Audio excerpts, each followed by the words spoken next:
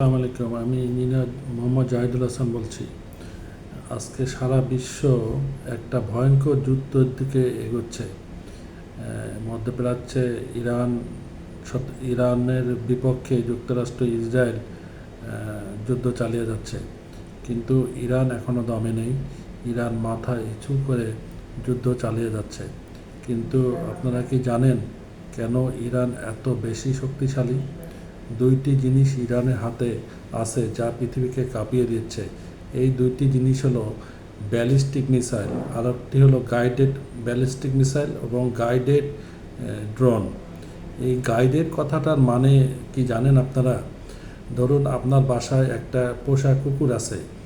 এই কুকুরটাকে যদি আপনি আপনার বাজারের লোকেশন বুঝিয়ে দেন, তাহলে কিন্তু সে বাজার থেকে কোনো কিছু কিনতেও পারে এবং বাসায় ফিরে আসতে পারে। আপনি যদি পোষা কুকুরটাকে একটি বল কিনিয়ে দেন, তাহলে কিন্তু সে বলটা দুটোই ফিক মারলেও নিয়ে আসতে পারে। ঠিক গাইডেড মিসাইল এবং গাইডেড ড্রোনগুলো এই একই থিওরিতে কাজ করে।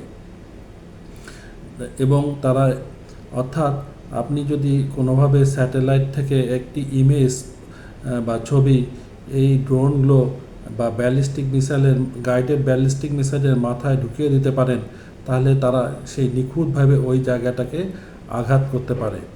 বর্তমানে যুদ্ধে চীন ও রাশিয়া তাদের অত্যাধুনিক স্যাটেলাইট প্রযুক্তির মাধ্যমে বিভিন্ন লোকেশন থেকে ছবিগুলো ইরানের কাছে সরবরাহ করছে।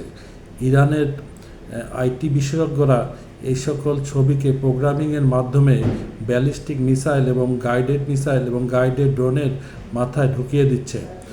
গাইডেড মিসাইল বা গাইডেড ড্রোন যখন আকাশে ওড়ে, তখন একটা নির্দিষ্ট জায়গায় গিয়ে ওই লোকেশনটাকে খুঁজতে থাকে এবং খুঁজে না পাওয়া পর্যন্ত তারা আঘাত হানে না, এবং তারা সময় সময় দিক পরিবর্তন করতে পারে।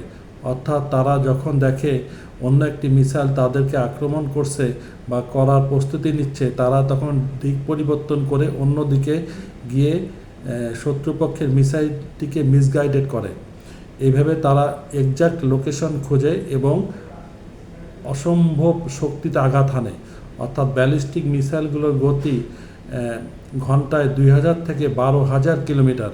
আপনি চিন্তা করতে পারছেন, একটা প্লেনের গতি যেখানে 300 থেকে 500 কিলোমিটার, সেখানে একটি ব্যালিস্টিক মিসাইলের গতি 2000 থেকে 12,000 ঘন্টায় কিলোমিটার। তাহলে কতটা তারা শক্তিশালী! আর এর মধ্যে যদি প্রযুক্তি দিয়ে প্রোগ্রামিং করে সফটওয়্যার তৈরি করে আইটি বিশেষজ্ঞরা যদি এই ধরনের গাইডেড মিসাইলের মাথায় ঢুকায় দিতে পারে, তাহলে তারা পাগলা কুকুরের মতো ঝাঁপায় পড়ে। আশা করি বিষয়টি বুঝতে পারছেন। তাই ইরান এখন সবচেয়ে বেশি শক্তিশালী একটি দেশ। ধন্যবাদ, ভালো থাকবেন।